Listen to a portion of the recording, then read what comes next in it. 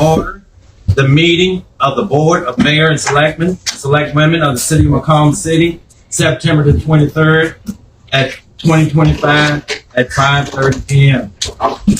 As always, I'd like to welcome those of you who have come to attend our board meeting in person, as well as those who may be watching us by social media or by YouTube or whatever site it is that you may be watching us. We do appreciate you viewing us. With that being said, I'm going to ask everyone who may have a cap on that you will remove it for prayer. Let us bow our heads. Eternal Master, again we pause to say thank you. Thank you, Lord, for this day. Thank you for all your blessings.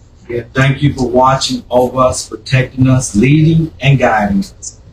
Lord, we ask that you will continue to bless our nation, our state, and our city. Lord, we continue to pray for those who are sick, but most important for those who are lost. Thank you for your son, Jesus, who died on the cross for our sins. In Jesus' name we pray. Amen. Amen. Amen.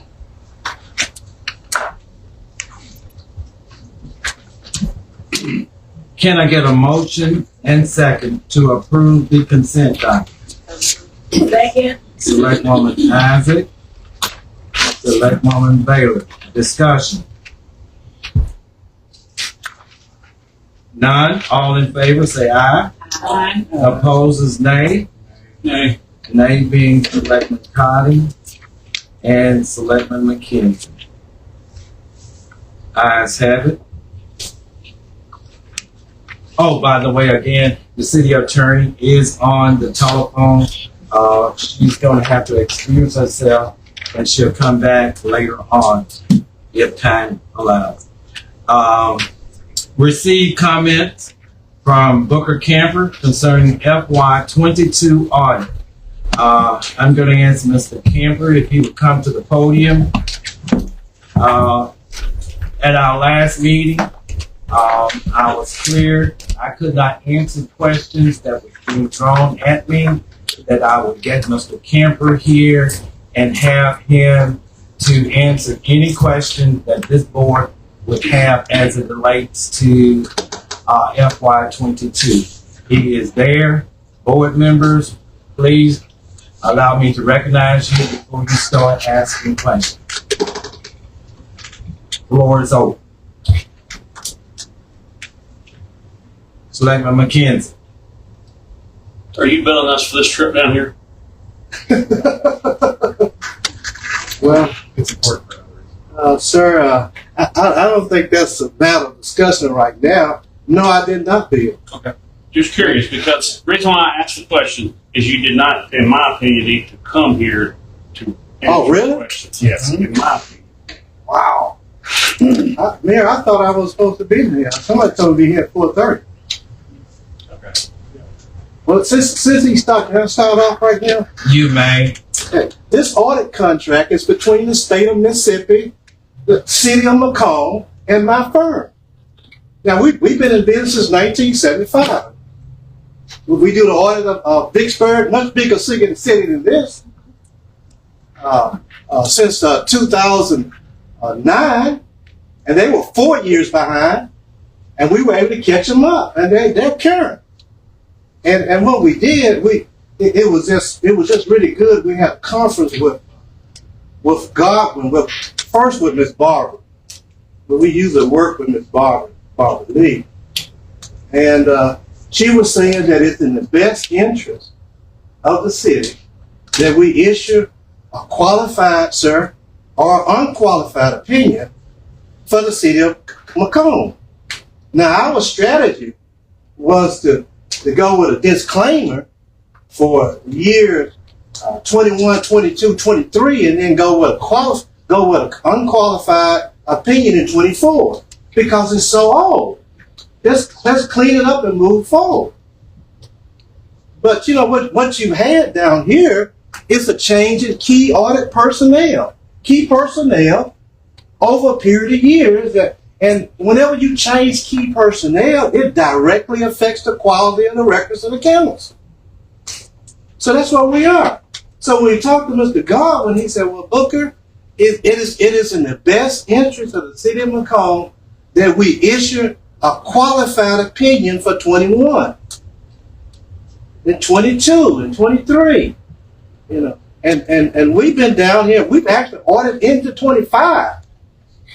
And our strategy was to go, this claim of 21, this claim of 22, this claim of 23, and then go with a good report for 24 and bring it out. But Mr. Godwin doesn't want that. He wants a good report, either qualified, a qualified or non-qualified, clean opinion.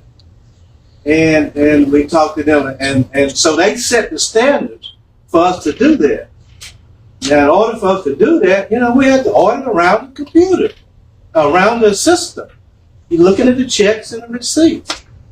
Who was the name you keep mentioning? Mr. Who? Godwin at the state of Tennessee, Mr. Goodwin? Goodwin, I'm sorry, Mr. Goodwin. And he's instructed you to issue audits? Yes, sir. We got stationery on email on that, right? Here? Yeah, we got email. Okay. Yeah, yes, sir. So the state auditor is instructing you to go ahead and issue that? Yes, sir. In other words, to do additional work. You know, we had already, when we were here, we were doing work, and I had told the mayor, you know, and the city assistant, Mr. Myers, I said, well, we got to go and do work for 22, 21, all the way up to 25, look at all the minutes, you know, do a lot of stuff. And as a result, the subsequent audits are going to be less. You know, Can I interrupt? Excuse me. So, what you're describing is totally new to me. So I did not know that was the direction we were heading.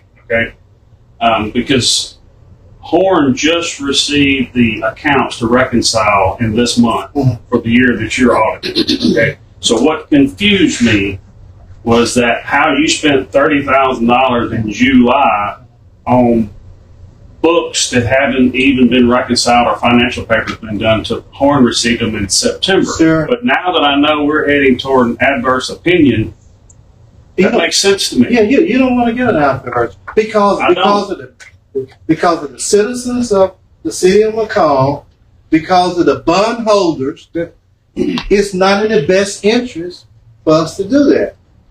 And so we were rushing to save the city money.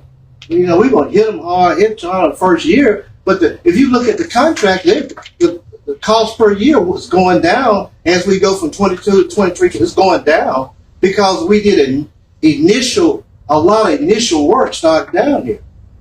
And for 2021 and 22, we were auditing around Horn.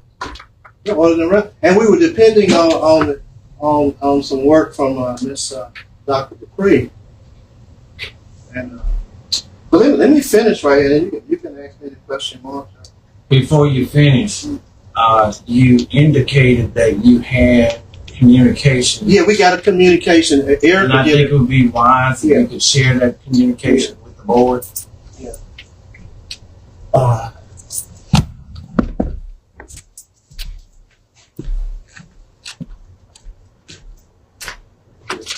First of all, good afternoon, Mr. Mayor, board members, citizens, and staff.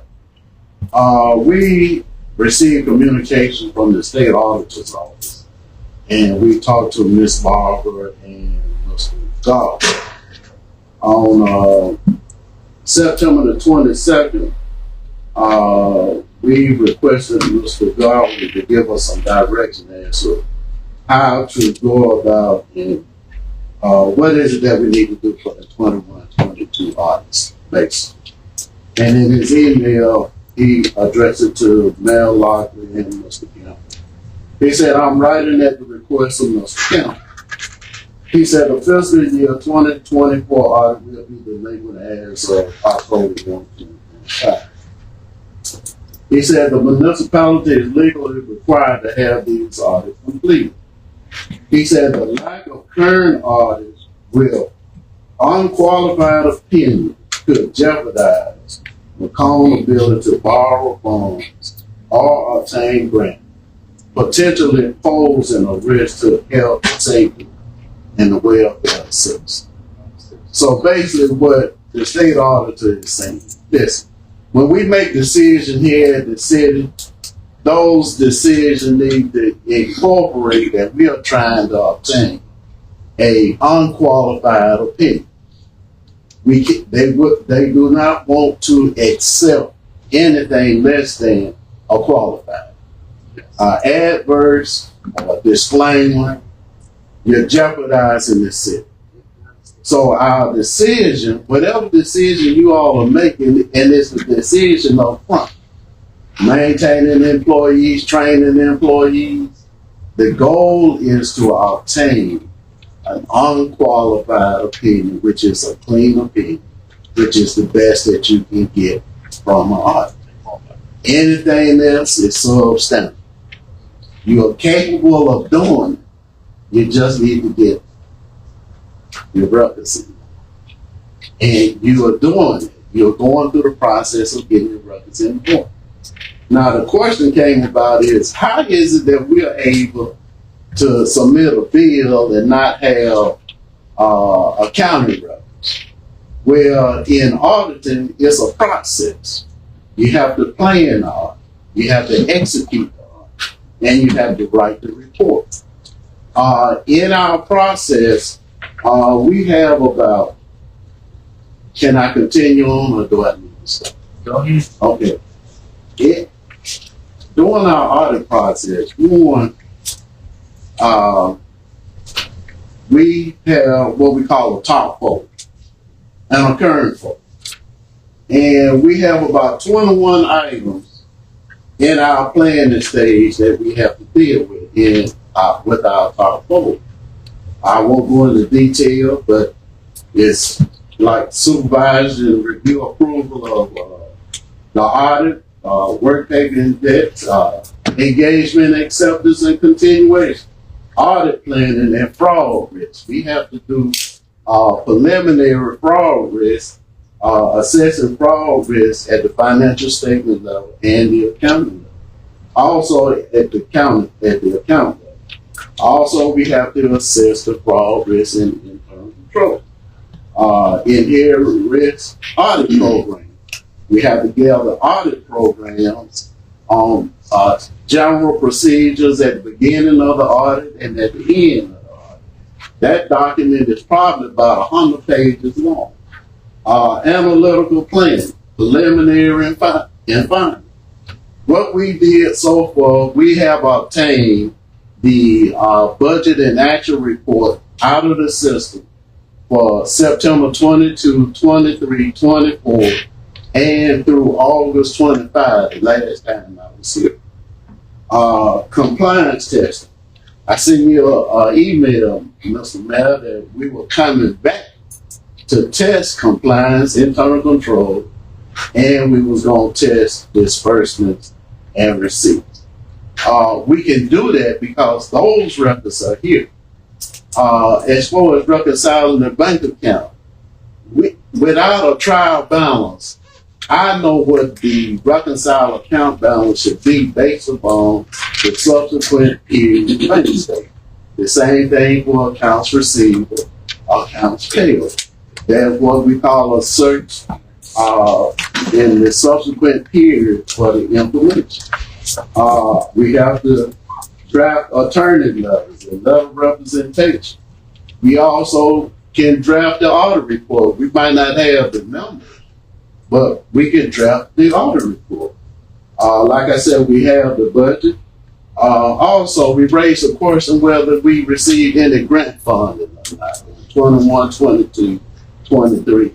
And the state had inquired about it. And it's 1.5 million, 1.6.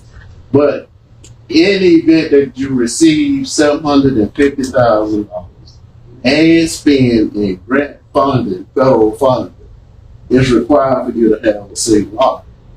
And if it's required for you to have a single audit, we have to test and document internal control. We have to test the direct and material laws and regulations related to that particular grant. Also, we have to do an analysis of understanding the evaluation of internal control. I mentioned We have to make sure we're independent. We have to document that in our workplace. We can't jeopardize our independence in the way that we do that if we prepare the financial statements, if we make any financial management decision with the client. So we are independent based upon the fact that you have your own staff and you are hired for service home. That's in the top folder, the current file. Here, this is where Horn will help us out. One with a trial balance. I do have a preliminary trial balance for September 30th, 2022. I do not have the auditor adjustment.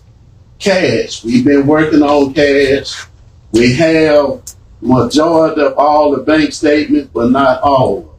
We need all of the cash, bank statements. 22. We need from October 1, 21 through September 30th, 2024. We about to end 2025. But our engagement is just up through 2024. We need the bank statements. One is to make an analysis of the beginning balance, what was deposited, and what was paid out, and what's the ending balance at each month. And we determine what the revenues and expenses are, and it should tie back to your general ledger. That's cash. Notes and accounts receivable. We do have accounts receivable at the municipal court that are material to the financial statement. Water and sewer, customer receivable, that's material. Basically what we do is look at the subsequent line and determine what that number should be at year end. However, there are some carryover activity in those accounts from prior years. And there's an allowance account. So most likely one is going to make an adjustment for the inventories. Only significant item there is, I think the police department or the street department, one of them has supplies, auto equipment supplies at one of the departments. Prepaid expenses. We look at prepaid expense. We have a postage account, prepaid postage with water and sewer. Okay. Investment in other assets, we don't have, but fixed asset is a material item. Accounts payable and accrued expense, that's a material item. Material meaning accounts payable, what was paid in the subsequent year, probably October, November, December. But those are invoices that was dated for September or prior to that were paid in the subsequent year. Payroll is another. We know what payroll, we can get the payroll journal and determine what accrued payroll is supposed to be. Long-term debt, that should be a schedule. We got the beginning balance from 2021. It's just a matter of determining if we obtain any additional proceeds and what the payments. Net asset, that should be the beginning balance from the prior year. However, we know that we're going to have to make some adjustment to the net asset account based upon the activity that some of the journal entries were not made in 2020, 2021. Now, the question becomes, are we able to, if we can't go back to 2021, and I need to ask Horn, will those journal entries take into effect and go into the next year? Normally, accounting program will allow you to only post for 2 years, have open 2 years. But if it's more than 3 years, see, we are past 3 years. And see, in 22, if you make the journal entry, in 22, will they incorporate and roll over into 2023, 24, and 25? That's just a question that we got.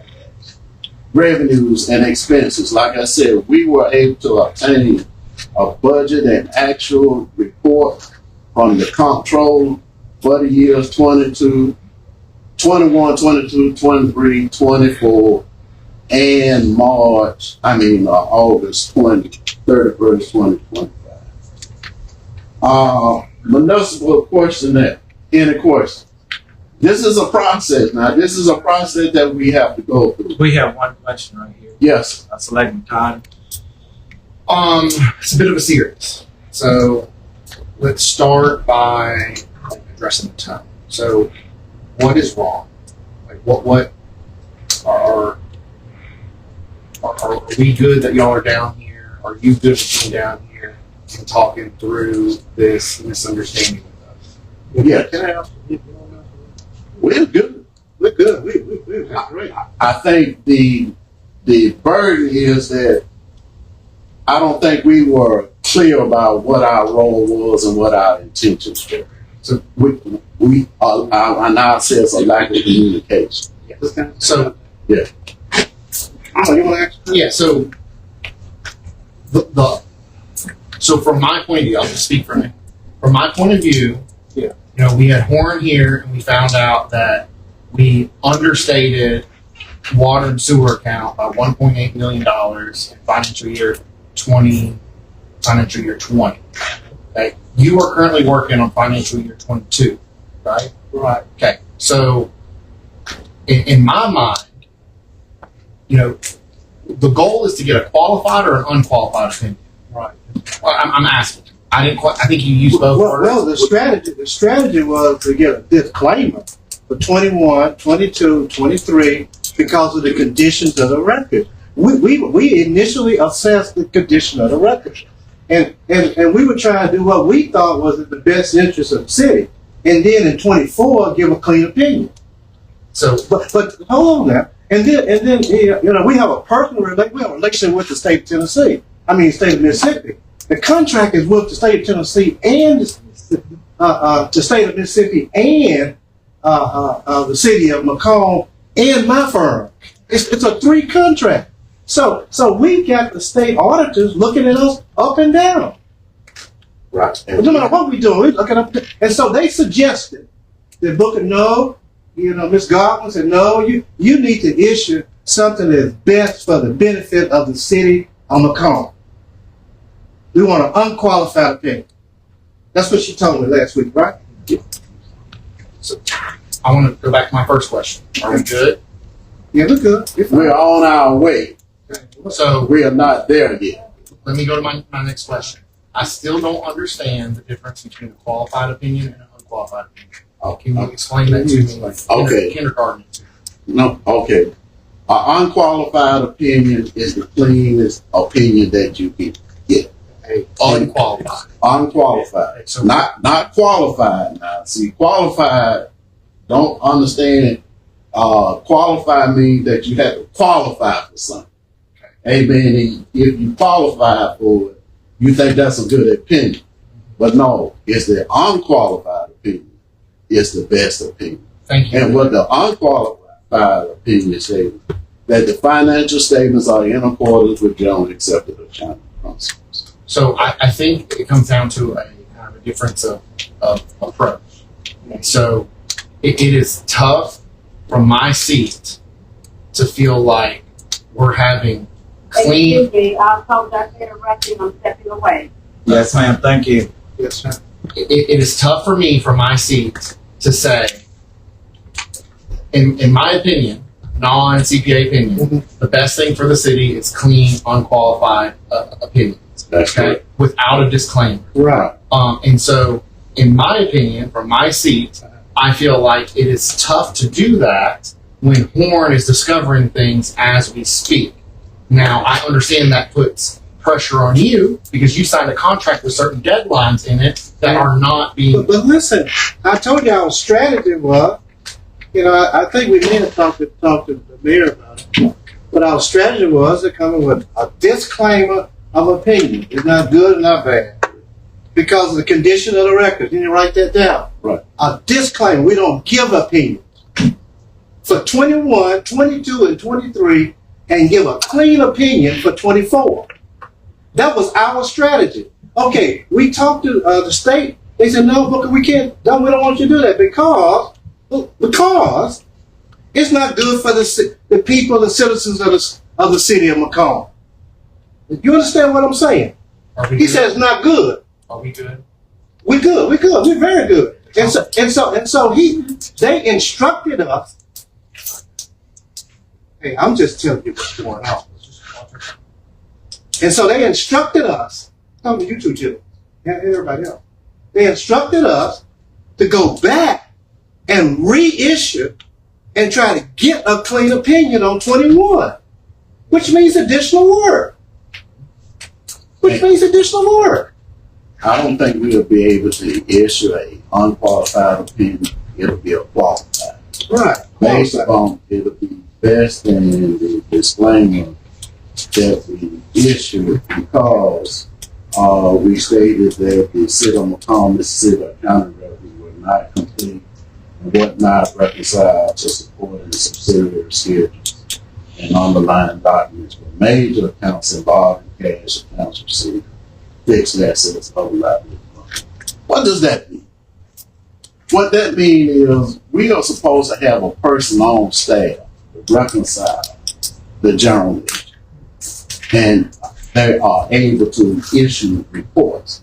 And basically, that person should be able to have knowledge about audit reports, because that is going to be the ultimate goal if we get an audit report out with a clean opinion. That should be the goal. And so, so that goes back to training personnel, hiring the best candidates, like you said, Mr. Mayor. But, that's where the problem is. We had the turnover. And listen, every time that there is a turnover in the major area of your accounting area, that department becomes a high risk. Why? Because that new person does not have the knowledge that probably the other person before them did. Okay. So, and I want to say one other thing. The state is requesting that we submit status reports to them on a regular basis as to where the city is on these audits. If we are getting the information we need in a timely manner to submit the audits to them, and especially the 22 audit has to be in the state office by December 31st, 2025. They just informed us that normally the September 30th, 2024 audit is due October 1, 2025. That was just courtesy. Okay, so what they're saying is we need to get these reports in no later than 12 months after the year. What I like to say to the Selectmen and select aldermen, don't feel like a lone ranger. I mean, all these cities have problems. Yeah. And they have to go in there, somebody has to clean it up. But we can get there. The city of McComb it's got great potential. Solid income coming in. And Miss what's her name? Yeah, Barbara said, hey, we need a better report for the citizens. Look what she said. And she's our boss, they're our boss. And so, what the board, the select men and women have to understand that we're highly scrutinized. We're required to have 40 to 60 hours of training. We under peer review. We have other CPAs come and look at our work, and the state looks at our work. So, and it's a planning process. You have to plan the audit first before you can execute. So, and we have to gather all these programs and checklists and put them in our file so they're in order for us to render or submit an audit. And like I said, we submitted a municipal portion there. We submitted an items request list on the general fund and the enterprise fund. And we've gotten about probably 40% of that information. And we looked at all the minutes up to 25. Documented it and got excerpts of it. We know what's going on. We know where the major dispersions are being made to. Don't feel like a Lone Ranger. A lot of these towns and cities that went through the same thing. They just did it early. Like one city that they threatened to take the sales tax. But if they didn't get order one completed, they're going to take the sales tax money. So that's time. Okay. So they've been real friendly to McComb. So that's time. So this by no means is a personal attack on your ability to do your job. Okay? You have explained what the $33,000 bill is for. Okay? That this is simply a disagreement on the plan of tackling this problem. Okay? Yeah, You've made it clear that your plan was to expedite the process and get us caught up. I'll tell you, 3 months ago, I would agree with you 1,000%. Okay?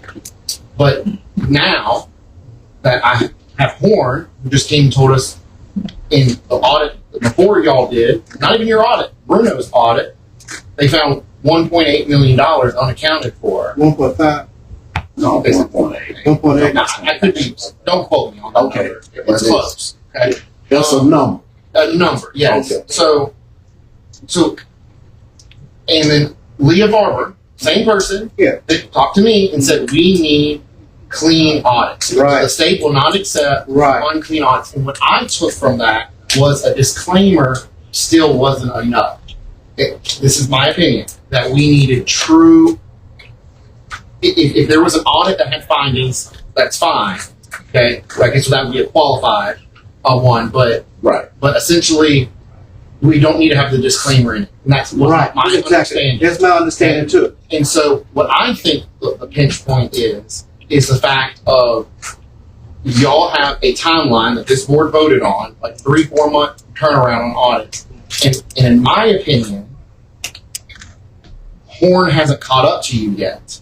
Okay? And in my opinion, I don't see how you're going to be able to issue a clean opinion without a disclaimer for 22 without Horn finishing their part. Because in my opinion, you're having to circumvent the AS400 to get to your goal. And so, in my opinion, I believe that it may be better to let Horn get through 22 and give it to you and move on, which I feel like is less than 4 weeks away. Okay. Yeah, they said the end of the month. They said the end of the month. Well, that's 1 week away. And Yeah, so right. that's where the question came up is Horn just finished 20. You are now working on 22. They are making findings. I think this board, I'll speak for myself out of respect. I think there were some major accounting miscues under the last board.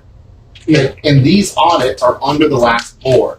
And I would love to see the findings from those audits and not us checking a box. I understand why we wanted to check the box. I understand that. We need to get up to date so we can qualify. I'm actually going to bring that up later. Right. I think that's a good point. And you got to realize something. We contacted the previous audit, the predecessor audit. And, well, what can I say?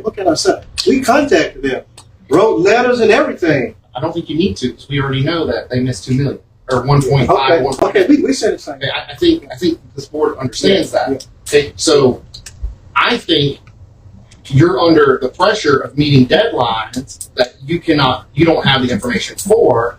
And my request from my seat, and this is going to sound terrible, is slow down, wait for Horn to get you decent stuff, because I am very concerned about what the previous board did and their staff through their direction, and I want to make sure you are able to catch everything they did wrong. I agree, but the state has put so much pressure, But they put the pressure. I think the pressure would be the same if we issued a qualified opinion with a disclaimer, or if that disclaimer's in it, I don't think the pressure goes away.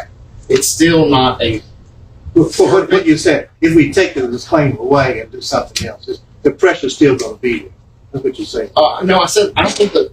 My understanding from Leah is Barbara, the person at the state auditor's office, is the disclaimer does not qualify as a true audit.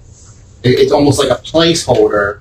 It still needs to be a auditor needs to issue an opinion, good or bad. She's not really saying that. She's just simply saying that it's in the best interest of the auditors that go in the city to go back in there and do some additional work. We just found out we got 1.5 million in federal funds. We talked to Barbara about, and we don't think they're there.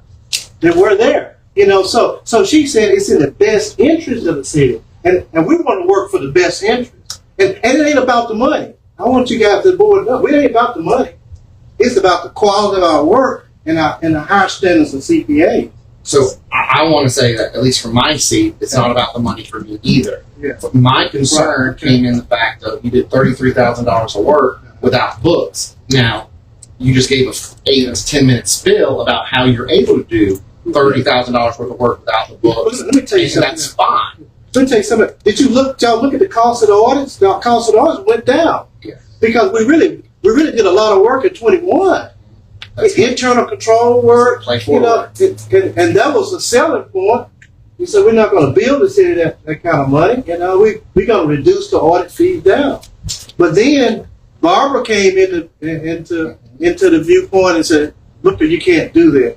You know, we do other work for cities that Barbara would do our work." Selectwoman Isaac. Okay, you are the expert in this area. You are communicating with the audit people, and you are the audit, and you're doing great. You are doing a great job. You understand what I'm saying? Thank you. And I have so much respect, and we know that you're gonna help us meet our deadline and everything, and keep us on track going forward. And the state is our boss. So, you know, we're not going to do anything out loud. We you know, indirectly, the state is paying us, really. So everything that the mayor has heard, I've been just sitting here listening. One, for 2022, you all are pulling preliminary documents and things like that would justify the bill that you all submit. Okay, let me finish.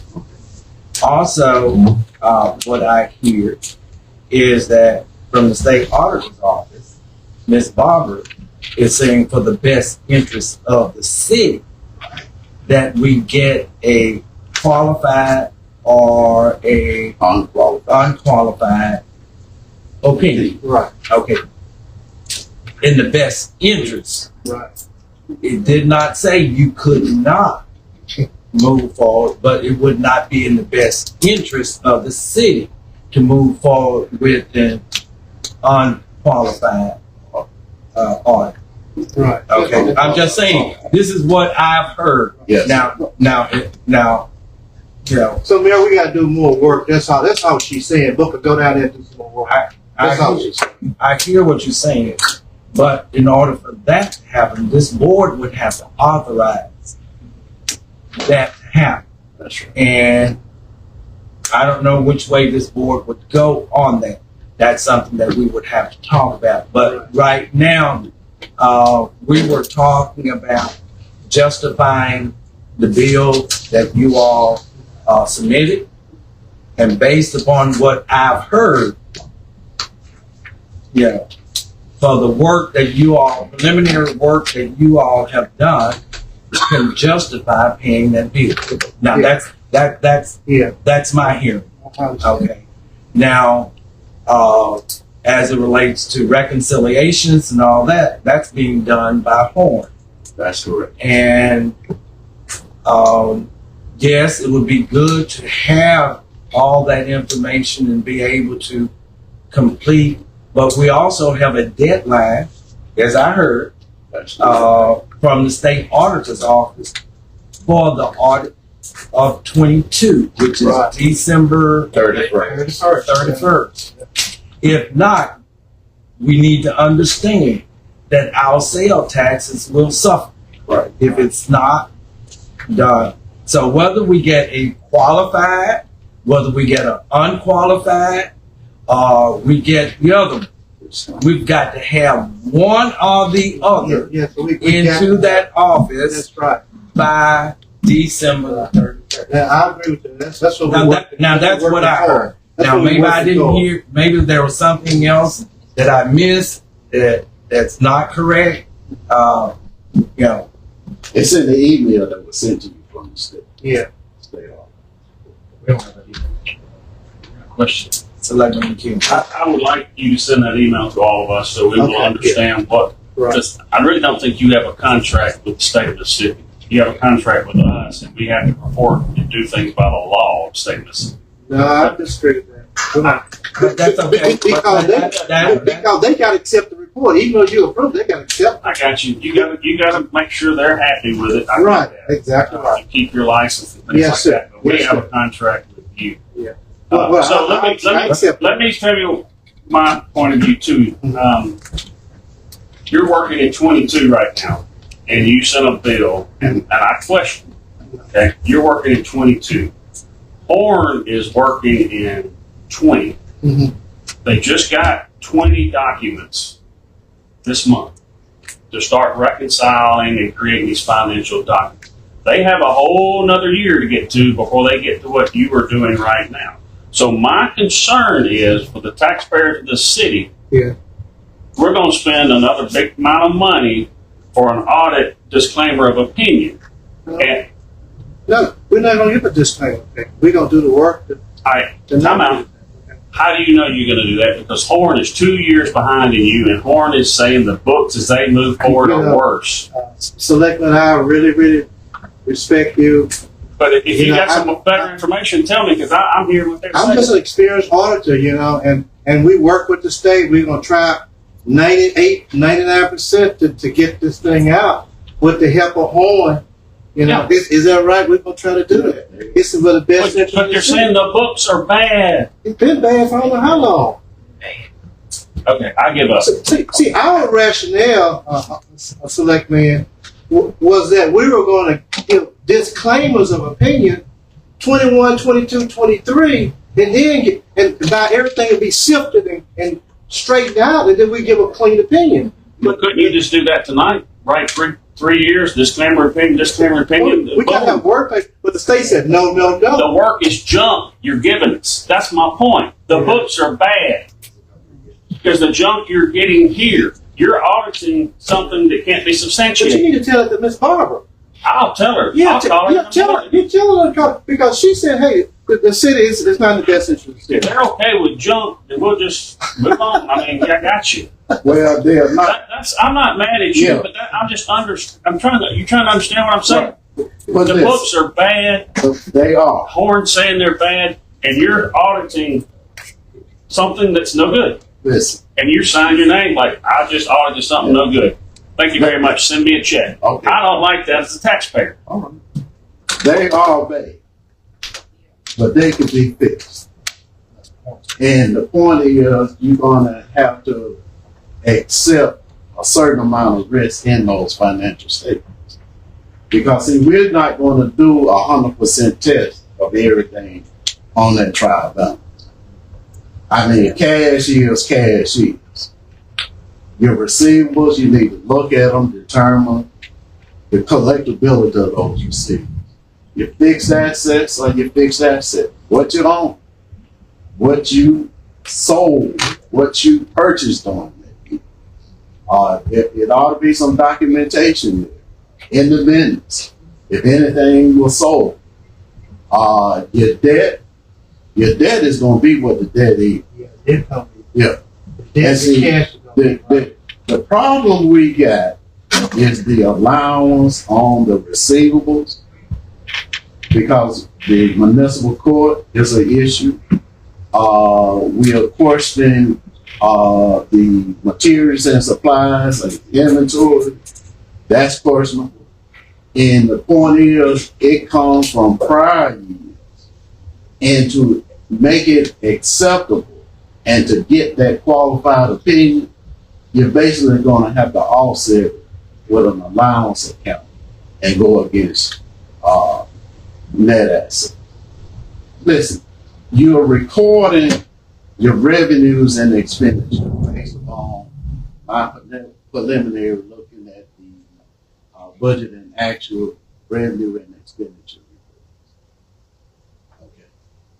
There could be some revenue that's missing. There could be some expenses. I know it's some expenses because the accounts payable are not there. Basically, all governments are on the cash basis. They do not get on the accrual basis until the auditors come in and give them a journal entry to accrue the receivable and accrue any pay. So it's just a matter of going down that trial balance. And your problem area is on the balance sheet. You got about what, 29 bank accounts, 22, 30, 34. You got 34 bank accounts, but on the trial balance, you got about 89 accounts. So that's already a red. We need it. So, and then with the receipt, the receivable, it ought to be a schedule somewhere to support that amount that's shown as a receipt. Same thing for the fixed asset. It should be a fixed asset. What we call a fixed assets and depreciation. Your accounts payable, it should be a schedule. Long-term debt, it should be a schedule. Your revenues ought to tie back into the deposit onto the bank statement.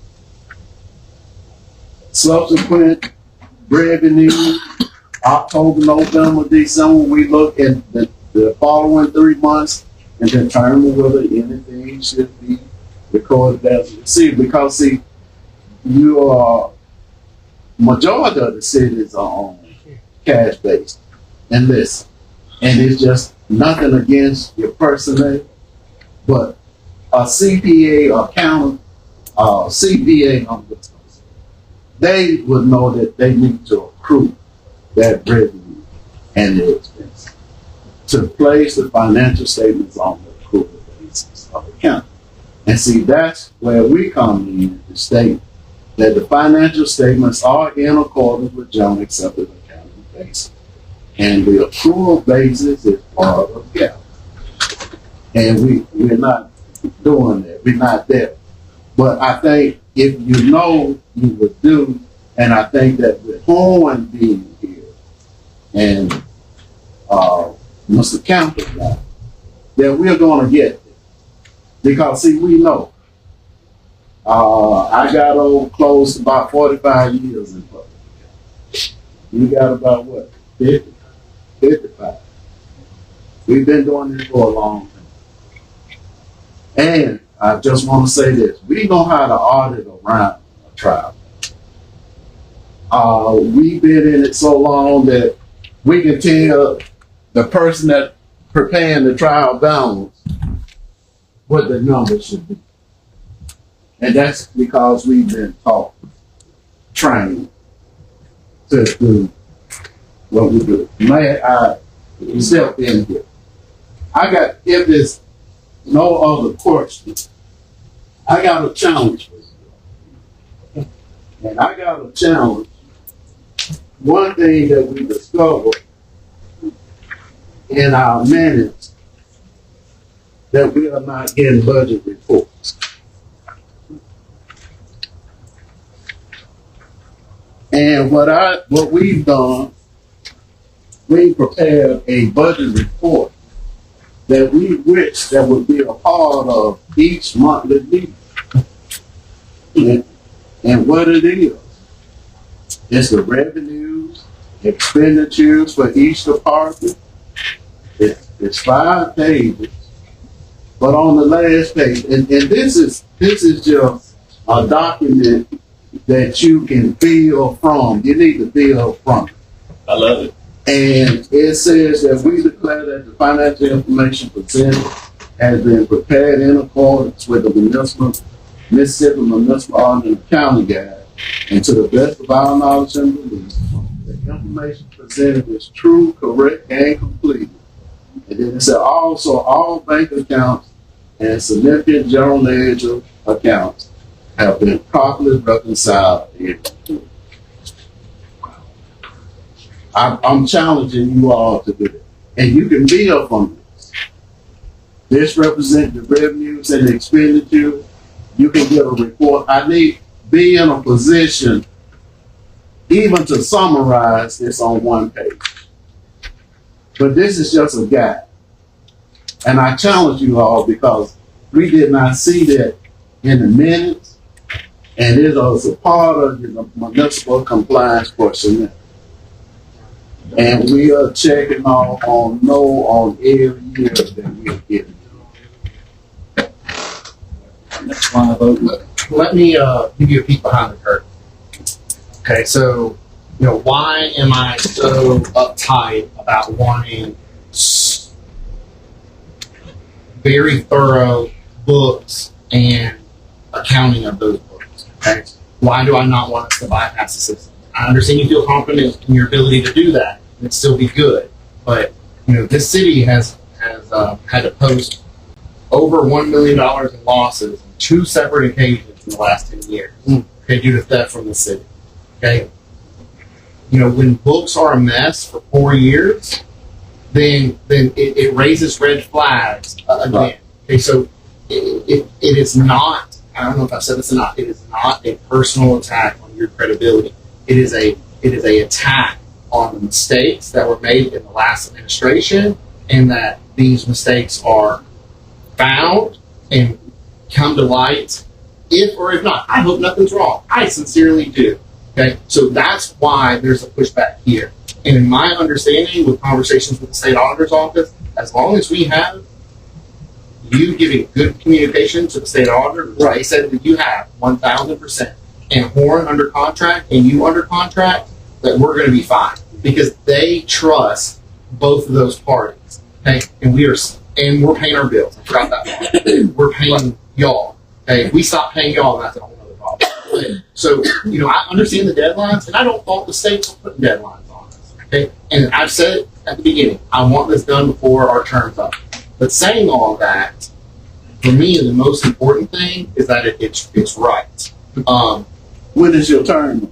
July next year. July 26th. Or June 26th. End of June. July 1st. So, I just want to give you that peek behind the curtain so that you understand why I am so the way I am about this. As for this, okay, this has been brought before this board before, okay, and we got these for probably a year from our last clerk. Now the whole issue was, no one in the office felt comfortable signing this until the audits were caught up because they couldn't guarantee that their work was good. And so, we're not setting up our employees for success whenever what their thing is, the beginning balances aren't ready for each year. So, I hear you. We got this 2 weeks ago, and we got the disclaimer. It wasn't right. I looked at it as sales tax revenue. But I do want y'all to know that I would rather. Yeah, I'll just leave it at that. I just want to give you the Okay. Okay. Thank you. We didn't do that. We want to thank you all for coming in and answering our questions as it relates to the deal that we received, justification for that invoice, Yes. and appreciate the additional information that you have shared with this board. Okay?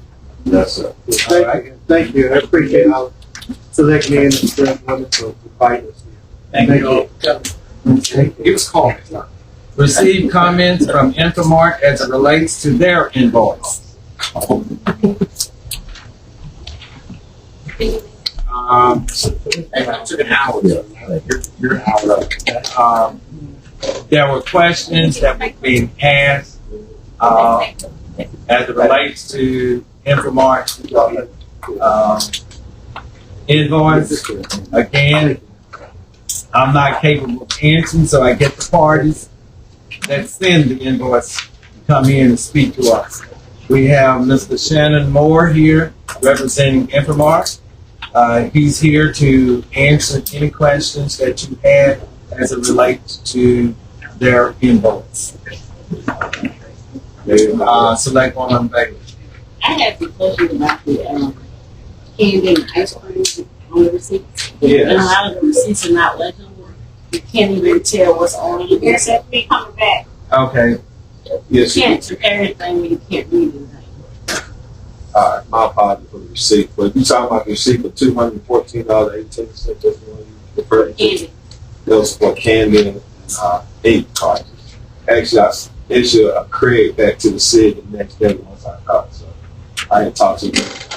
So that was already discussed. It was caught. So Ice cream. it wasn't ice cream, that was candy and 8 cartons. No, it's going on here for ice cream also. It's 214. No.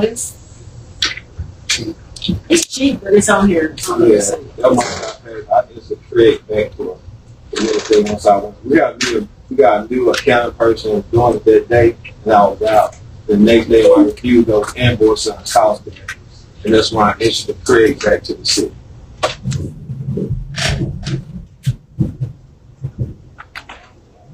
I know that's the one, the last shipping, the last receipt from Walmart. 214. No, not talking about the candy. That was something separate. That's another one. I issued Yeah, my okay, credit. that's fine, but like if you can't read a lot of the receipts, you got in-person, but it must be out of game. Okay. I make sure my guys, when they sell, there's more of it. Okay.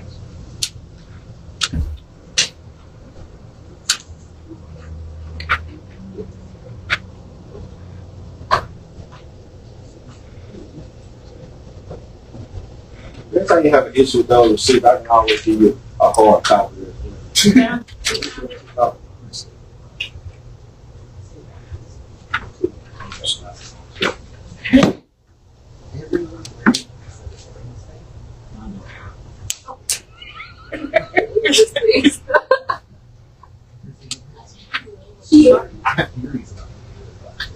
So I found that this one I paid with my own. I don't know how to catch to y'all. This is something I'm off the staff myself. So Okay. much was the wrong receipt tied to the Walmart account. But the one I caught for $214 was given to the city for the candy and the 8 card. Okay. So this one's on my record. That's all I have. I'll double check it though. I'm pretty sure it's why. Select. Kansas. In your Infomark contract, you're responsible for the plant operation and the lift station over at the lagoons, Correct. whatever maintenance of that. It's to a certain degree. What you reference. Whether it's working or not working, that's your kind of, Right. Yeah. and some repairs need to be made on it. Do you make them? You're not responsible for any repairs, You do prevent. preventative. Right. But any kind of replacement of pumps and stuff like that, that's the city's responsibility. In the past, one country, we always sub to pulling the pumps out and taking the pumps out to get rebuilt and stuff like that. Those costs to the city. But y'all were handling, coordinating, and getting the prices and all of that. Correct. That's not in your Infomark contract to do that. But to get the contract, to get the pricing, yes. It is. So you're the project manager of all the construction down there. I can say all the construction. But Well, where does it end? As far as, My point is, you're responsible for changing out the pumps in that lift station and other equipment out there. correct. I'm just trying to get that clarified. That's in Infomark's contract. You are, something breaks, y'all go get it fixed and send us a bill. If it's something outside, there's something we can do more as far as changing bearings in a motor or something. Once we get it pulled, once we got sent to the shop to get assessed, that's when we'll get with now the mayor and the public works director on the cost stuff. So is that where you draw the line? So repair, you feel like it's in your scope, replace is outside of your scope on large equipment? Is that about where you draw the line? As far as rebuilding motors on pump, yes, we're not equipped to do stuff like Well, no, but in your scope to sub it out compared to the city scope to sub it out. At what point does it flip over to the cities? Once, I guess when the bid is over 5,000, I mean, anything under 5,000 is within, right, what, I mean, of course, the cost, anything over 5,000, cost of anything 5,000 got to be approved from the city, my understanding. So, right now, and for a prime example, we got, actually, one of those pumps is out of the lift station as we speak now. Just had the station cleaned out in July. I got pictures of, for some reason, we get inundated with nothing but sand and grit. It's killing those pumps and pellet. That's something I have discussed with the public works director in there. So it's going to be an ongoing issue with those pumps over at the lift station. Right now, so that's a prime example of what I'm talking about. Right. It's at some point it needs to go up to a higher level to make sure we're trying to figure out what's called. That's actually probably my next discussion with the board, because I brought pictures and quotes of what's going on at the lift station as we speak. This is a month, and we just had that station cleaned in July when Greenbrier did the install of the new 75 horsepower. The new 25 horsepower was installed at the same time. Within 2 or 3 months, that station is full of nothing but grit and sand. And it's eating up those impellers. And we to the point now, I think that cost is $7,622. So, like you said, we need to figure out what's going on, why so much sand is coming to that station. Right now, the thing we're doing is spending money on impellers. I mean, I hate to say it, maybe the next 3 months, you might be dealing with the same thing with those 75 horsepower. They're much expensive for those. So that is what that's what the shop sent me, or what's going on with those pumps at the lift station. Does that pump pull from the line or pull from the pond? No, it's pulled from the station. It's an actual lift station. It's a wet well that the pump sits on. So essentially there's a sinkhole somewhere up line somewhere? It's got to be Right on the something line. somewhere. I'm not sure the collection system. I can't speak on that. But that's what we're dealing with as we speak. Now, I think that was some of the issue from the last pump we started to flash with the creating sand that's getting to that station. With that being said, it's a 75. Yeah, you finish up. Oh, yeah. How many pumps have we replaced so far? 3 systems, 2 75 horse and 1 25 horse. Brand new. For the same reason here? The one before I came in January, yes, grit, the same. I just bought a color. I just came in January, took around 5 color. The water pump that was still in the pump inside the station while we had the diversion pump. That's before those 75 horsepower was installed. We had the diversion pump and we were spinning out diesel. Correct? So now we got rid of the diversion pump. Now we actually got the pump that's supposed to go in the system. But they have a hard time pumping because you get so much grit and sand inside and damage those new pumps. Anyone else? So I guess the next question is how would moving forward, maybe with the price of $7,500, how would y'all want to get approval from the board? It's a lot to approve since we don't have a city administrator. Right. I just sit in on the meeting. Just want to know the proper protocol. But that's your question. We need to find out. Stop with the family. We need to find out what's the real issue. Why you get so much sand and grit inside those places. Don't. You need this back? Yeah. Yeah, we need that. I mean, y'all need Come from Beartown. Okay, that's what you're saying.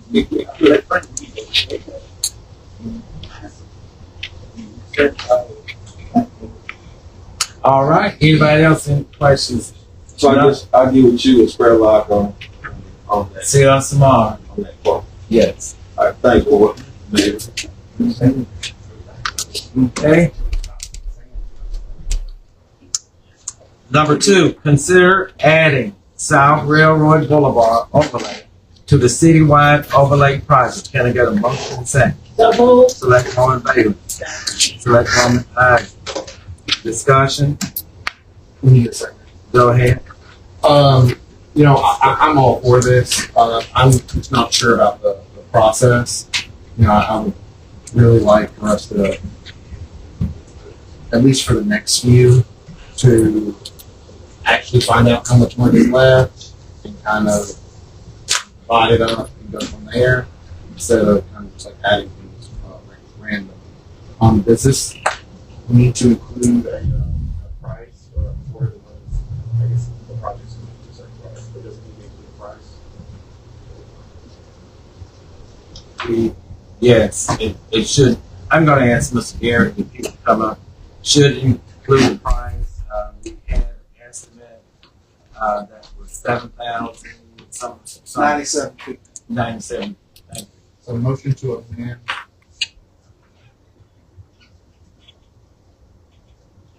Can I call it an alternate?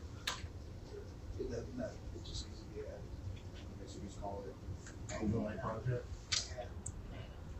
Consider adding South Railroad overlay project at the cost of $9,715 to the citywide overlay project.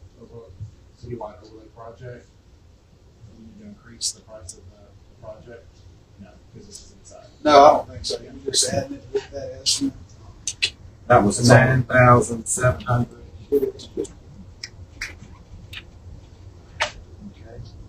And now. Okay, there is a motion to amend the reading to consider adding South Railroad Boulevard overlay to citywide overlay project in the amount of $9,715. Second by Selectman Thompson. Any more discussion? None. All in favor say aye. Aye. Opposers nay.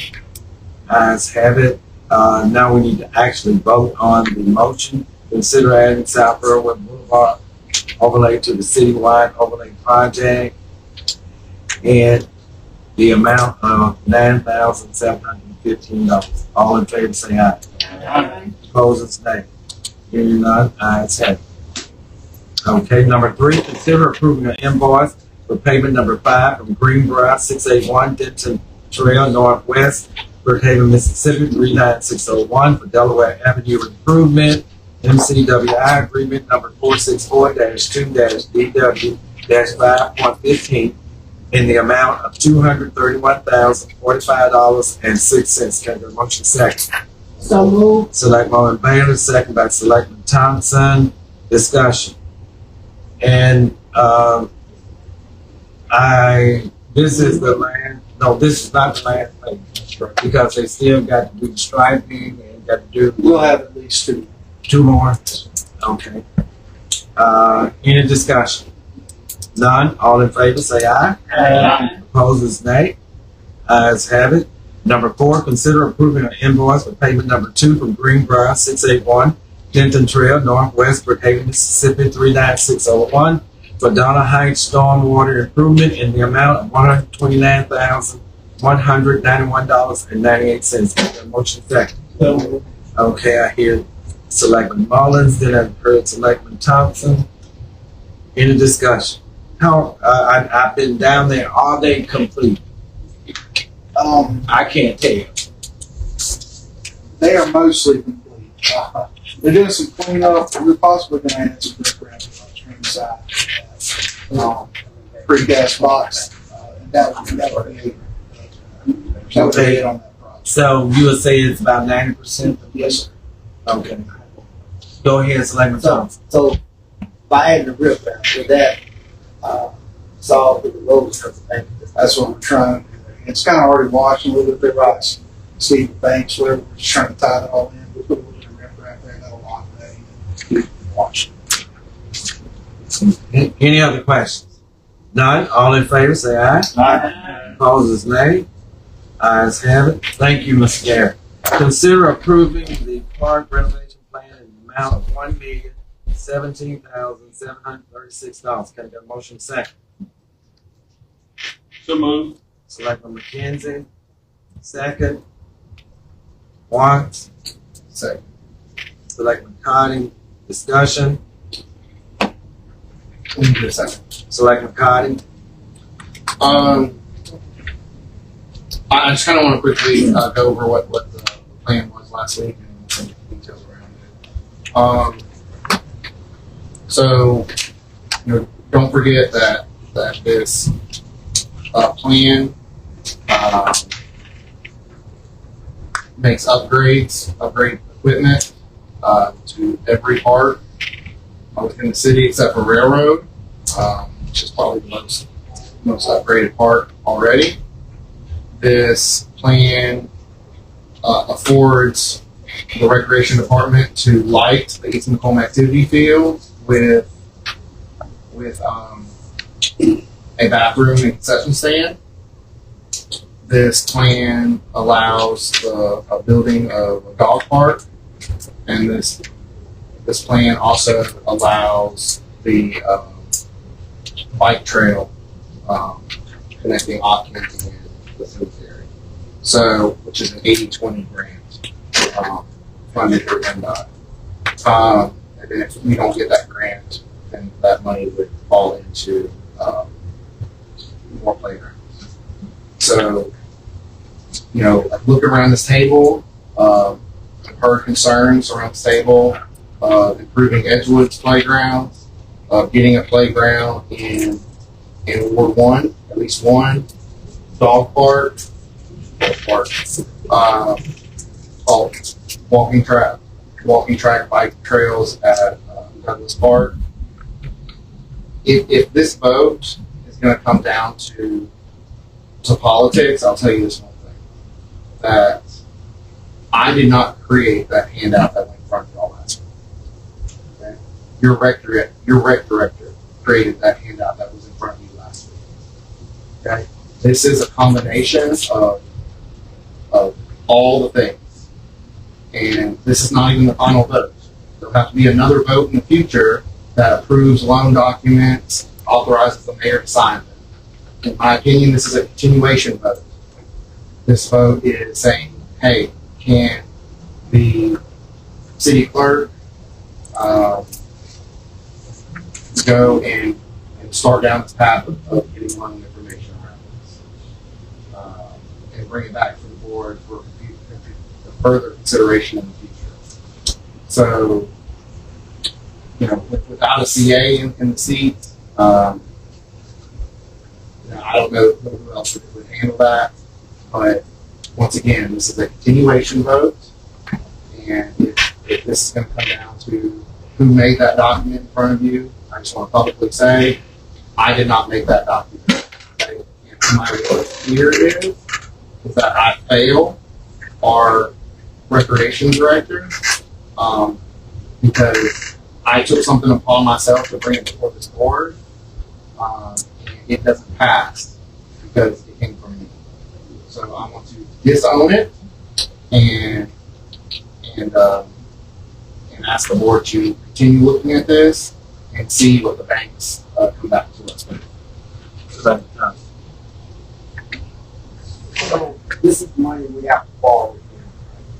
Yes. And so this money, will we be able to pay it back within our time? So that's a great question. No, my recommendation to this board is to do a hotel motel, which we get about $330,000 a year.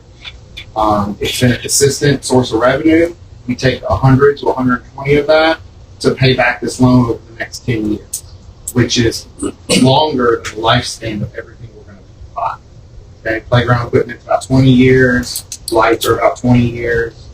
I don't see currently in our current financial situation any other funding sources that a bank would approved. I am open to ideas, but my stance is the same. We have to leave a little bit of money in that fund, so we leave about $200,000 for the rec department to kind of do normal operations. I highly recommend this to the next board. I think they've got plenty of time to make this decision. And we're not rushing judgment to try to prove ourselves by doing something that the next board will punish. So my recommendation is to not borrow, try at the same time to work within our means. Selectman Mullins? Well, I mean, this is not specific, you know. You have money allocated to different parts, but you're not specific about what's going to happen at each part.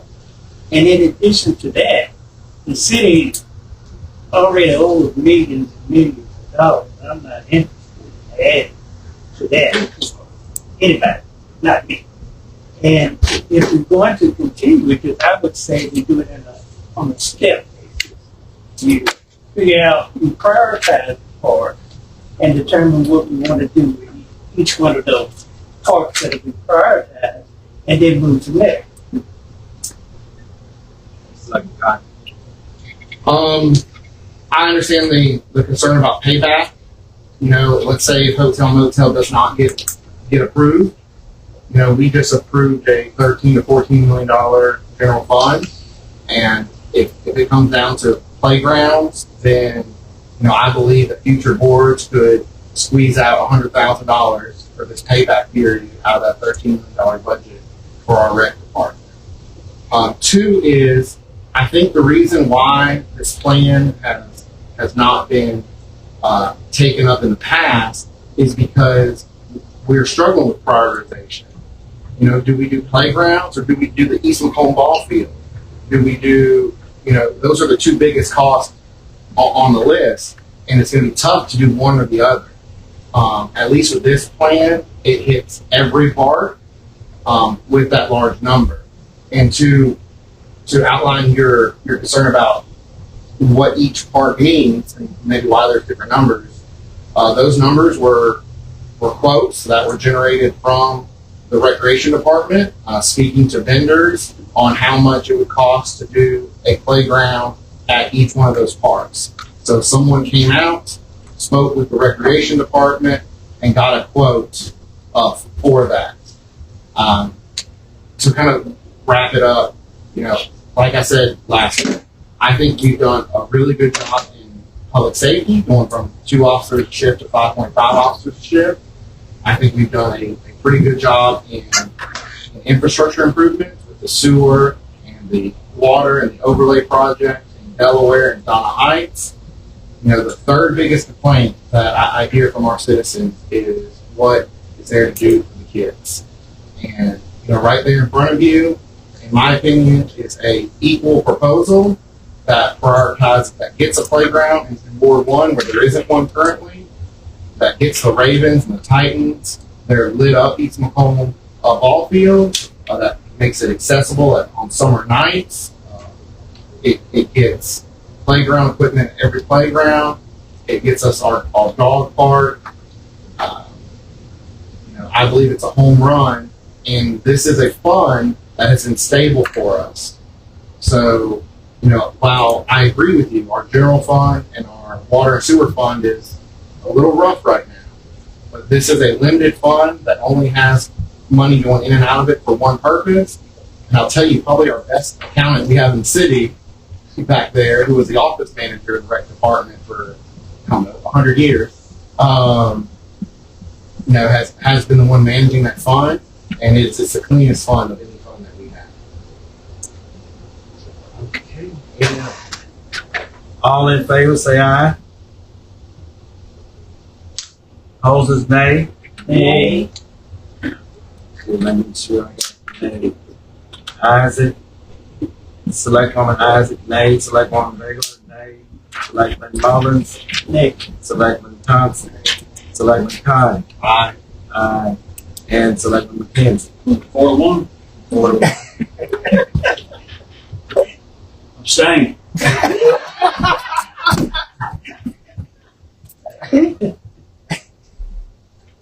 I wrote it just like you said, Selectman McKenzie. Motion failed. Number 6, consider approving an invoice from Paul M. Luckett, attorney at law, Post Office Box 1055, McComb, Mississippi, for legal services in the amount of $750. Can I get a motion second? So moved. Selectwoman Baylor, Selectman Thompson, second. Any discussion? None. All in favor say aye. Aye. Opposers, nay. Ayes have it. Consider approving an invoice from Booker T. Camper Jr., CPA, 3634, Wood Glade Lane, Memphis, Tennessee, 38116, for the fiscal year 2022 audit in the amount of $29,144.36. Can I have a motion to second? Selectwoman Isaac. Selectwoman Baylor. Discussion. All in favor say aye. Aye. Opposers, nay. Nay. Nay, then Selectman McKenzie, Selectman Connie, ayes have it, motion carried. Number 8, consider approving a payment for the limited obligation bond series 2017 from Hancock Whitney Corporate Trust Department, 1062 Highland County Parkway, Suite 175, Ridgeland, Mississippi 39157, in the amount of $37,470.50. Can I get a motion second? Selectman Moe. Second. Selectman Baylor. Discussion. Just want you to know that funds comes in from the county because there's a millage rate for our GO obligations. That money is deposited, and when we need to pay a GO or TIP fund, it is paid out of that, not the general fund.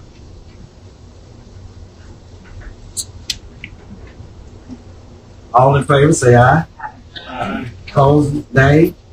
Hearing none, ayes have it. Number 9, consider approving an invoice for payment application number 2 from Twin L Construction in 1892 Fair Tower Road, Suite C, Pasture Stand, Mississippi 39571, for the McComb Depot renovation project in the amount of $35,581.63. Can I get a motion second? Selectman Thompson. Second. Selectwoman Baylor. Discussion. Selectman Number Mo. 2. This is the number 2 invoice. After we paid, we paid $700 already. May have Selectmen. I can go back and check that. It's 12. It should be 12. On the document, it's 12. Okay.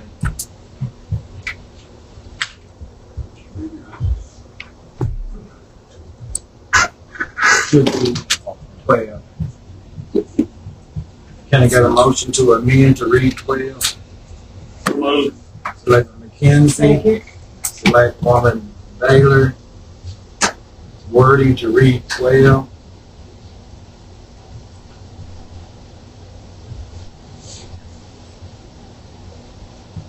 All in favor say aye. Opposers, nay. Consider approving an invoice for pay application number 12 from 20L Construction, Inc. to 8292 Fair Tower Road, Suite C, Pasture Stand, Mississippi 39571, for the McComb Depot renovation project in the amount of $35,581.63. All in favor say aye. Opposers, nay. Hearing none, ayes have it. Number 10, consider approving an invoice from Infomart 2002 West Grand Parkway, Suite 100, Katy, Texas 77449, for the amount of July 2025 in the amount of $103,834.12. Can I get a motion second? So moved. Selectwoman Baylor, Selectwoman Isaac. You heard him say that we're going to get a credit for those that was in question. All in favor say aye. Aye. Opposers, nay. Hearing none, ayes have it. Number 11, consider approving an invoice from Infomart 2002 West Grand Parkway North, Suite 100, Katy, Texas 77449, for the month of August 2025 in the amount of $66,163.82. Can I get a motion in second? So moved. Selectwoman Bailey. Selectwoman Isaac. Discussion. None. All in favor say aye. Aye. Opposers, nay. Ayes have it. Number 12, consider receiving the Southwest Mississippi Regional Medical Center 25-26 budget. Can I get a motion second? So moved. Selectwoman Bailey. Selectman Thomas. We're just receiving it. If you have any questions about it, you need to go over to the hospital when they have their meeting and talk with the board about it. Yes. We are on 45% of it. Okay. I'll have to find out, Selectwoman Isaac and get back with you on that. Okay? Any discussion? No? Selectman Cotton. What is the repercussions if we do not accept it? No. All in favor say aye. Aye. Opposed, nay. Hearing none. Ayes have it. Number 13, consider approving travel to the Mississippi Rural Place Making Summit on Wednesday, September the 24th in Yazoo City. If anybody wants to go, can I get a motion in second? So moved. Selectwoman Bailey. Selectman Thompson. Being Wednesday, which is tomorrow, if you want to go there, you have the options to go. All in favor say aye. Opposed, nay. Ayes have it. I won't be going, I'll be meeting around the pole. Number 14, consider approving travel for the mayor to attend Southern Echo Conference on Wednesday, October the 8th through the 9th, 2025 at the Hilton Hotel in Jackson, Mississippi. Can I get a motion in second? So moved. Selectwoman Bailey. Selectman Thompson. Room and board is being paid by Southern Echo for me to travel. I will need your permission, but all that's been taken care of by Southern Echo. Just want you to know that. And if you all would like to go, I'm sure they will do the same for you. Okay. So let's change that to say mayor to a board of mayor and select. Okay. Select McCarty. Can I go a second? Select Thompson. Discussion. None. All in favor say aye. Aye. Opposers, nay. The motion reads, consider approving travel for the Board of Mayor and Selectmen to attend Southern Echo Conference on Wednesday, October the 8th to the 9th, 2025 at the Hilton Hotel in Jackson, Mississippi. All in favor say aye. Aye. Opposers, nay. Ayes have it. Number 15, consider receiving a donation from Darrell Pound in the amount of $1,000, a graduate of South Pike and a former NFL player, to be deposited, and $500 from the Men of Magnolia to be deposited into the City of McComb Breast Cancer Awareness Fund 336-000-650. Can I get a motion in second? Just let's get the motion. We got the motion by Selectman Thompson. Is there a second? Second. By Selectwoman Isaac. Selectwoman Bailey. Discussion. Class of 1990, it was two barrel that broke up the top light. Okay. Two barrel pounds. I forgot to read that. It's on this. Consider receiving donation from Darrell Pound in the amount of a graduate of South Pike class of 1990 and $500 from Men of Magnolia. Okay. I forgot to read it. I apologize. Okay. Any more? None. All in favor say aye. Aye. Opposers, nay.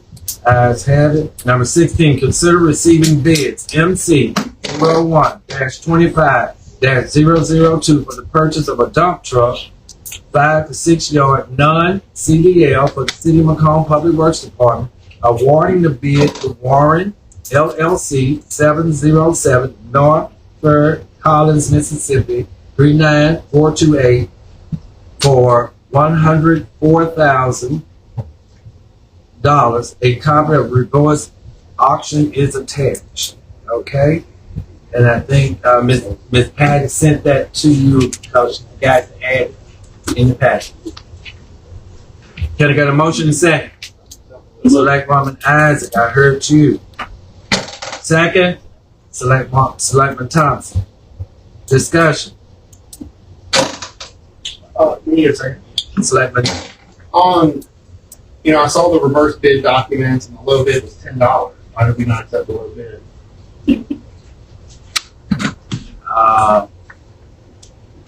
Mr. Spurlock, can you help me with this, or do we need to table this and get that? Okay. I can't. I just think there should be a note on there that says, why are we not, It requires that. why are we not putting a note on there that says the $10 one is invalid? It $10 does. sounds best to me. It may have been a misspeak by the guy, but I think that note needs to be added to it. Did he withdraw the bid? Because what documents were provided to us say it's $10. But why is no one saying anything about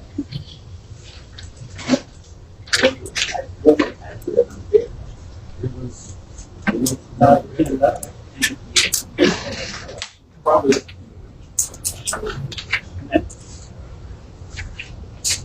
Again, I was not a part of the process. The information was passed on to Ms. Patty. We put it in the package. You can table this, and we can come back with your answer. Yeah.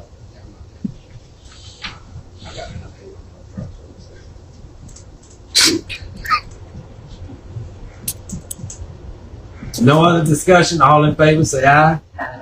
Opposers, nay. That's abstain. And nay for Selectman. Okay. Motion passed. There is an addendum. Can I get a motion to amend the agenda for 5 additional items? Six.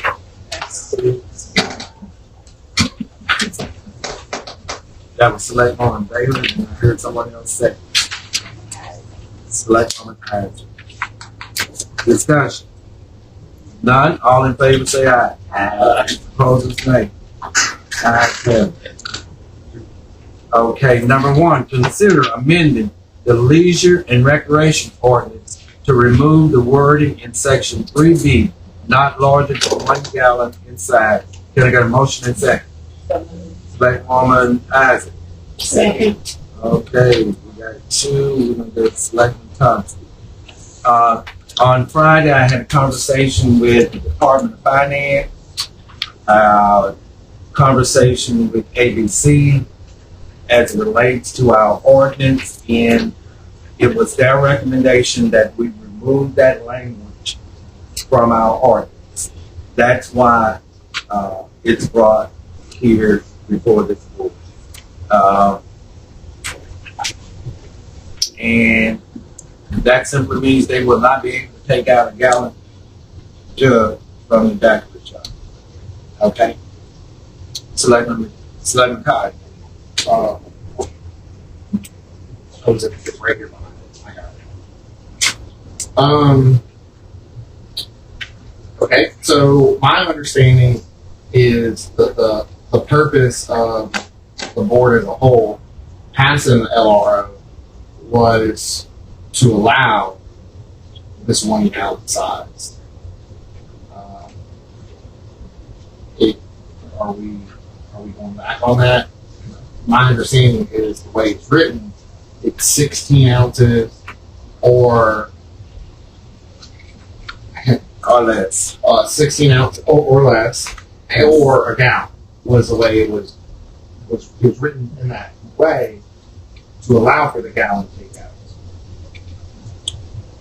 takeouts. So what is? I'm just reporting what conversation I had with the Department of Revenue and ABC, and it was their recommendation that we remove that out of our ordinance. Because it has to be approved, or stamp of approval has to come from the Department of Finance and agency. But, So you're saying that if it is not removed from the LRO, then we would not get approval to move forward? I'm not saying it, I'm just saying they may stamp it, they may not, but right now, they have asked that we would remove it. I'm just doing what was asked. You know, when you have, connections with Department of Finance, ABC, and you all can have a conversation and they say, look, you know, we're ready to stamp it, you will take it. I don't have a problem.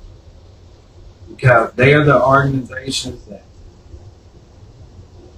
really governs this whole leisure and recreation. So that number came. Wouldn't this hurt the daiquiri shop's business? I really think you said, they're equal to a gallon. Yes, and I'm kind of like Mr. Connie, that's exactly what was discussed around the table, that we got to pass that so they can be able to sell these large volumes. They're sealed. We talked about that, but we're past something that's going to hurt the business of what you're trying to help, in my opinion. As well as the fact that they could get the go cut, not the open container. The go cut and walk in the district. Yeah. That gave them that right. Yeah. But that's the only part of our ordinance that they have said that we need to take out. So let me know. So in other words, that not larger than 1 gallon in size, that can be misconstrued as you are able to take this gallon size outside of the business and drink from it. It could. You know, you're walking around in the district with a 1 gallon jug and a straw sticking out in it. Yeah. So like McComb. All right, so with this amendment, I'm asking a question. If this amendment would cap it at 16 ounces, is that your understanding of this? Yes, sir. Yes. 16 or less. 16 or less, no. Because they have, the only business that's been permitted, and correct me, Mr. Green, the only business that's been permitted is the daiquiri shop, and I know their cups are 16.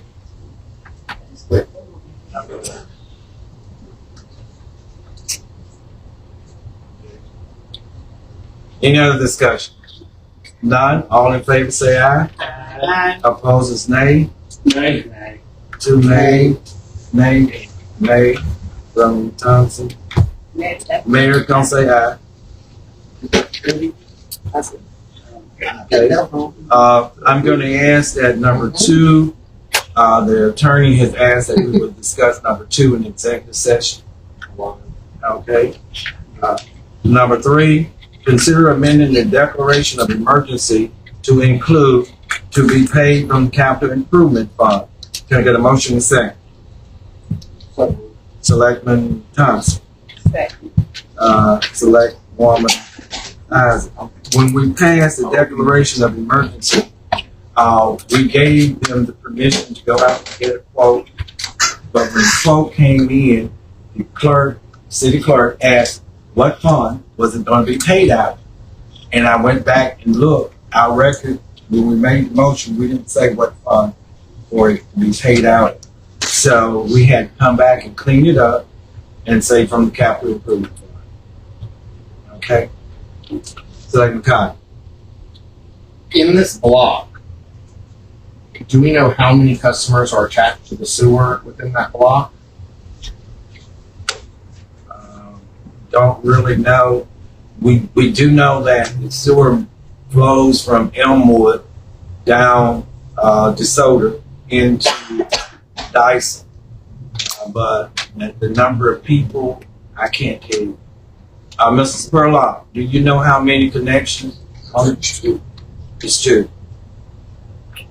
So I'm not. I don't know how to say this politically correctly. Okay?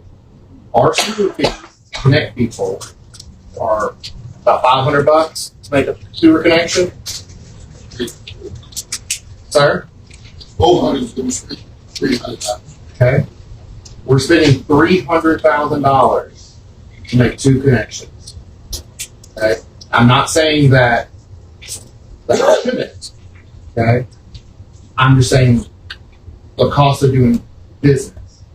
Like, I'm almost starting to think that it should be capped and then that one house be piped along the road a different direction and run down or something. Like, just the cost of water and sewer business, $300,000 for 2 connections. We only charge $500. That's not a conversation for now. 400. Okay. Any other discussion?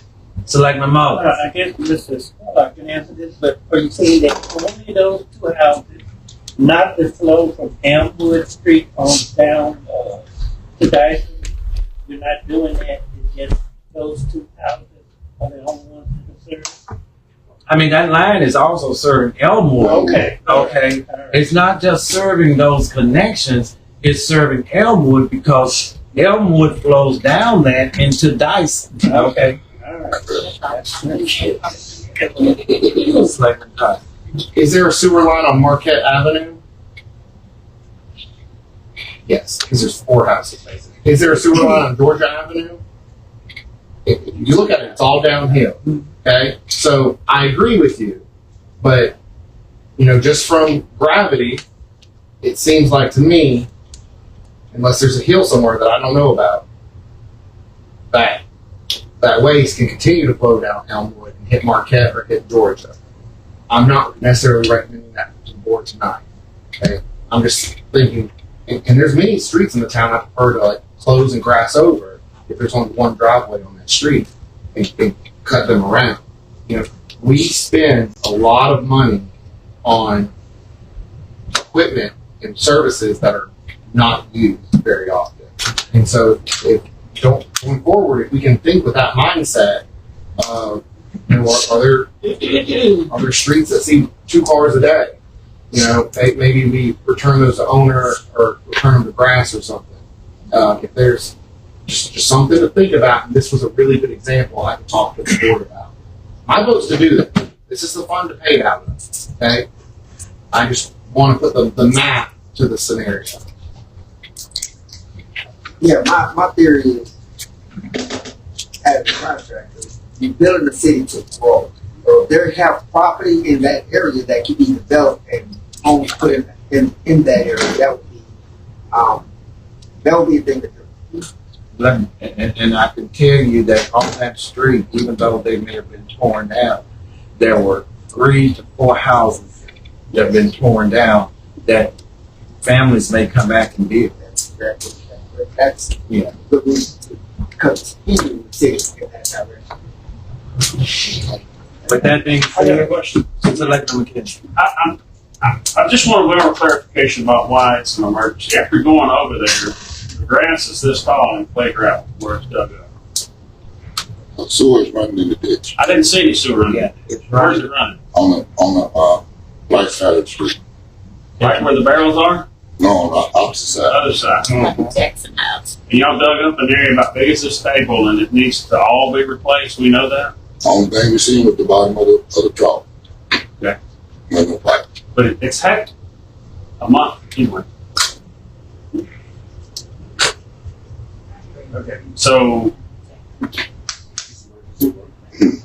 I just don't understand why it's an emergency. We're replacing all these other lines around, but I guess if there's sewer running, I didn't see any sewer. And I got out and looked everywhere. So Well, I got out and I saw it running. It runs, if you're going, the street goes east to west on the south side, coming out into the ditch, draining down into storm drain. Yeah, on Dyson. And it's an emergency because it's a health issue. That's why it's an emergency. You got E. coli and all that flowing that can create problems in that area. So when it's a health issue, it becomes an emergency. We need to attack as soon as possible. I guess when I see grass this tall growing in clay gravel, it's been there for quite a while. So I don't know what the emergency is, but I get what you're saying, but it's been there quite a while, this dug up spot. The barrel been So- on. So from a cost perspective, you know, I don't know how much equipment we need to be able to do 8-inch lines ourselves. I mean, 8-inch line is smaller than this computer. Okay? I mean, can we buy $300,000 worth of equipment and do it ourselves so that we are arming ourselves for future endeavors? You know, like, this ain't a big block either. It's a normal size block. But, I mean, that's just the way I think about it. We should be able to fix 8-inch lines ourselves. And if we don't have that equipment, you know, to dig up a 12-inch trough for not even 100 yards, 50 yards, and we could maybe buy that equipment for $300,000 and do it ourselves. Let me bring us back on task. All we're asking is that this motion is that it be paid out of capital improvement fund. That's all we're asking. I'll put it up there. Any more discussion about whether it's be paid out of capital improvement or not? If you're not talking about that, I don't want to entertain anything else because it does not relate to the topic that we're discussing. None, all in favor say aye. Aye. Opposers nay. Okay. Nay. Selectman McKenzie. Okay, number 6, consider approving an invoice for Mississippi Municipal Workers Compensation Group, 600 East Amen Street, Suite 200, Jackson, Mississippi, 392012807 in the amount of $32,292.99. And this is quarterly, right? Okay. This is done every quarterly payment. Can I get a motion? Second. Okay, Selectman Mullins, Selectman Thompson, discussion. None, all in favor, say aye. Opposed, nay. Ayes have. Number 5, consider transferring the balance of Selectman Mullins travel 001-005-635 to the breast cancer account 336-000-650. Can I get a motion second? So moved. Selectman Harding, Selectwoman Baylor, second. Discussion. Thank you. All in favor, say aye. Aye. Opposers, nay. Ayes have it. Number 6, Selectman Harding. Consider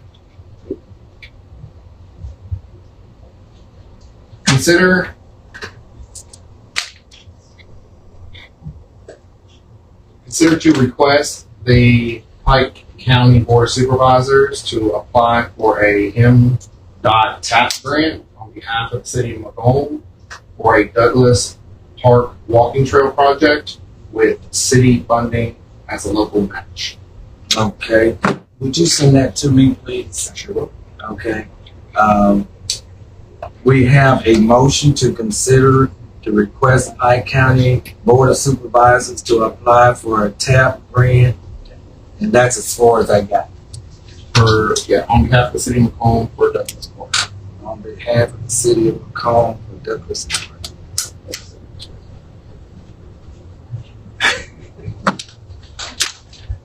Okay. There's a motion by Selectman Conley. Can I get a second? Second. Selectman McKenzie, discussion. Yes, I can. Go ahead. So this is a pressing issue. This grant is an 80-20 grant. The city's match would be about $70,000. I think it's like $65,000. There's no guarantees that we would get this grant, and there's no guarantees that we would have to accept it if we were awarded it. But this grant has to be submitted to the state by the end of the month, so I think 9:30 or 9:31. So I'll need a vote on it now. This is a creative solution. A TAP grant is one of the grants that we have not been able to qualify for, that a lot of other cities use all the time, because it requires our audits to be up to date. I have verbal approval from the supervisors that we could run the fund through them, just like we're running the Pearl River Locust intersection through MDOT, someone who has clean audits. I submitted the plan to y'all about 2 weeks ago, and I think that y'all seen the plan like 6 months before that. And then, of course, when we were discussing the other walking track, this was brought up. So this is a funding source that does not compete with wildlife and fisheries funding source. So it would be a new funding source. I would like us to start down that path and go ahead and get this application in. Like I said, there's no guarantee we'll get it. And also, if it comes up later that we can't pay for it, we don't have to accept it. But at least get our name in the hat and see if we get our name pulled out. Yeah, it was part of the big package.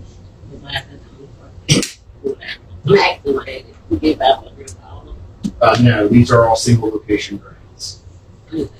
Yeah, these are single location grants, just like any other walking trail grant we've done. But this is with a different funding source that would not compete for if we did a repeat grant with wildlife and fisheries for a project that we've already considered in the past. You said that the city portion of that would be About 70,000. 70,000, which is the same amount that you quoted in the original plan to work on that. Yes, so if this was approved, then this motion would still came up because this has to be approved.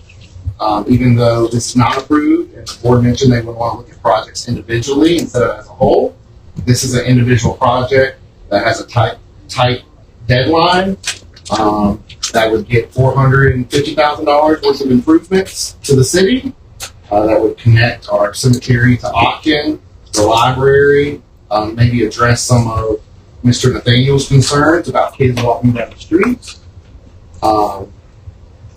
And I think that it is a great opportunity for us to reset our relationship with the county after a kind of tough negotiating season we went through, and get their support of running it through their books. And so I would like for us to apply. If you apply it, you get it, you have to accept it. You could not accept it in the future.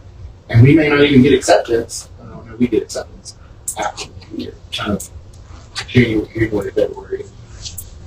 The first part, you said the county to apply for, instead of asking the county to apply for it. Yeah, we don't have clean audits, so we have to run it through someone's clean audits, just like we did with Locust Street and Pearl River intersection. We're running through MDOT because our audits are not up to date. We don't do that. So it'd be a demonstration to apply, correct? Yes, but I have opinion that they would be open to it. That you've already discussed. I would like, before I formally discuss it with them, I would like to get my home team on board and okay before I take it to someone else. I don't think this board would appreciate it if I went to the county with this first and then came to you. I think this board would rather come to you first. Okay. Any other discussion? None. All in favor say aye. Aye. Opposed, nay. Hearing none. Ayes have it. Okay. Can I get a motion to consider Just take it. consider entering into executive session to discuss personnel issues? Can I get a motion to say?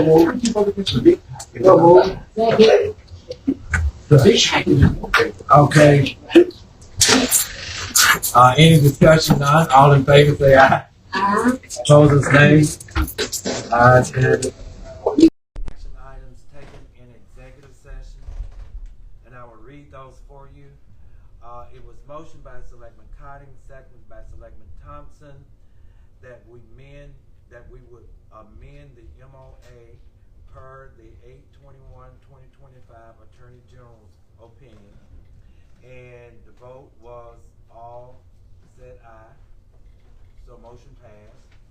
The second item was motion by Selectman Mullins, second by Selectman Thompson to authorize HR to re-advertise for the city administrator and limit it to 1 week with said budget amendment.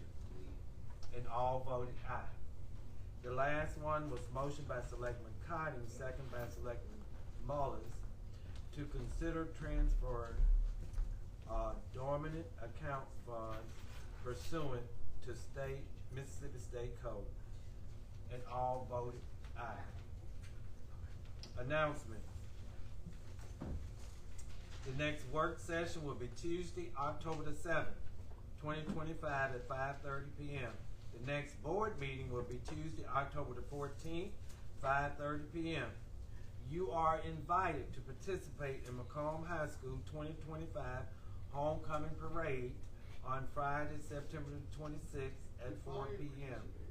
The Southwest Mississippi Mayors Association meeting will be September the 25th in Natchez, Mississippi from 9:30 to 2. Wayne Sanders will have first responders lunch tomorrow at Fire Station number 4 from 11 to 2. The police pop-up. You cancel that? Just cancel. Okay, but nobody told me. I was gonna announce it. Go ahead. Okay. Thank you. Thank you. Breast cancer awareness event is October the 25th.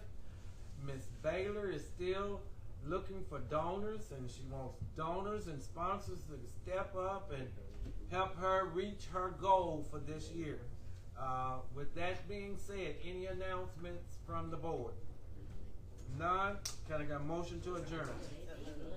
Okay, Selectwoman Isaac, Selectman Mullins, all in favor say aye. Aye. Opposers nay. Aye.